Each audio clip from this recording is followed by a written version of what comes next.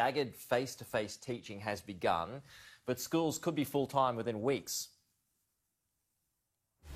They could, Peter. The Premier, though, says it all depends on the number of COVID-19 cases. So authorities will now begin analysing data to ensure that it is safe for schools to return in a full-time capacity by the end of May. Now, yesterday was day one of that staggered approach, 1 day a week of face-to-face learning. Year 12s, though, are the priority, 3 days a week of face-to-face learning, some already back full-time. But it's not the same schools like it used to be. There are strict cleaning and sanitisation protocols in place. In fact, the New South Wales government has acquired more than 2,000 litres of liquid soap, more than 20,000 soap bars and more than 42,000 bottles of hand sanitizer.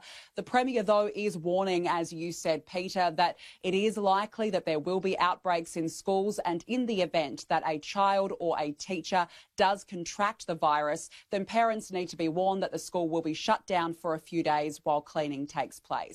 And Danica, the New South Wales Treasurer is pushing to cease monthly updates of the state's finances during the pandemic. He is, Peter. Now, under New South Wales law, the Treasurer is required to publish monthly updates, but it's understood, according to the Sydney Morning Herald, that Dominic Perrottet will cease to do so. The move has been criticised by Labor. They are accusing the state government of trying to deliberately hide the state of the state's finances during this pandemic. Now, the change itself, or the proposed change, will form part of emergency legislation set to be debated in a special sitting of New South Wales Parliament today. The state budget was due to be handed down in June, but that is set to be delayed. We do know that New South Wales will be following the National Cabinet guidelines from this Friday in implementing step one of the processes, but with strict procedures or cautions in place. Figures have revealed that that's set to bolster the state's economy by $1 billion, and by the end of step three, the state's economy will be buoyed by about $3 billion.